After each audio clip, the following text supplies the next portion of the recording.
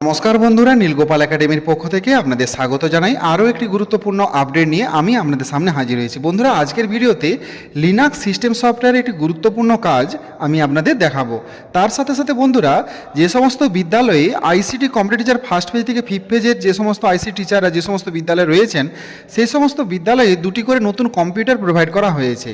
তো যে নতুন কম্পিউটার প্রোভাইড করা হয়েছে তাতে যে মাউসটি দেওয়া রয়েছে, লেটেস্ট নতুন যে মাউসটি দেওয়া রয়েছে, সেই মাউসটির একটি গুরুত্বপূর্ণ কাজ আছে। সেই কাজটিও আজকে আমি আপনাদের দেখাবো। সো বন্ধুরা, ভিডিওটি শুরু থেকে শেষ পর্যন্ত স্কিপ না করে অবশ্যই দেখবেন। আর আপনি যদি আমার চ্যানেল নতুন এসে থাকেন তাহলে অবশ্যই চ্যানেল সাবস্ক্রাইব করুন, পাশের দা বেল আইকনে ক্লিক করতে ভুলবেন না পরবর্তী নতুন ভিডিও নোটিফিকেশন পেতে। চলুন বন্ধুরা, ভিডিও শুরু করা যাক।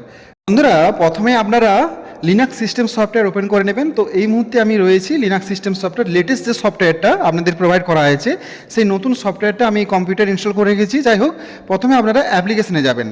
অ্যাপ্লিকেশনে যাওয়ার পর এডুকেশনে যাবেন। বন্ধুরা, এই এডুকেশনের যে সমস্ত অ্যাপ্লিকেশন প্যাকেজগুলো রয়েছে, এইগুলো একটু বেশি ব্যবহৃত হয়, বাচ্চাদের বারবার এগুলো শেখাতে হয়। তো বারবার এই অ্যাপ্লিকেশনে গিয়ে এডুকেশনে গিয়ে এই সমস্ত অপশানে না গিয়ে ডিরেক্টলি যাওয়া যাবে। কেমনভাবে?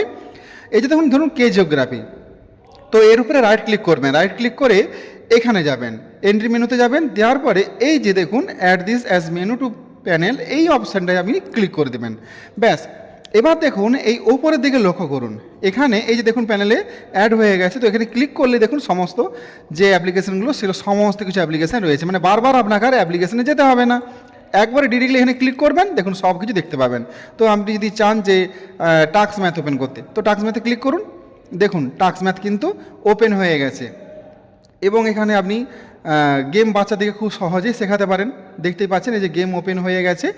তো বন্ধুরা, এইভাবে এখান থেকে আপনি কিন্তু এই কাজগুলো করতে পারেন। এবার ধরুন যদি এইটাকে না রাখতে চান, তখন কি করবেন?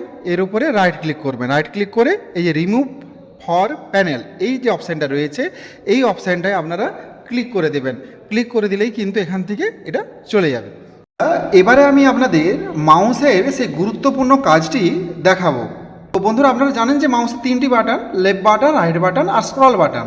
তো স্ক্রল বাটনের কাজ কি না, যদি কারণ একটা লিব্রা অফিস রাইটারের একটা পেজ, সম্পূর্ণ পেজ তো এই ডেস্কটপে দেখা সম্ভব নয়, তাই এটাকে পেজটাকে তোলা নামানোর কাজ করা হয় স্ক্রল বাটনের সাহায্যে। কিন্তু এই লেটেস্ট যে মাউসটি রয়েছে, তো এতে যে স্ক্রল বাটন বা এই যে চাকাটা রয়েছে দেখতে পাচ্ছেন, এর কিন্তু আর একটি নতুন গুরুত্বপূর্ণ কাজ আছে।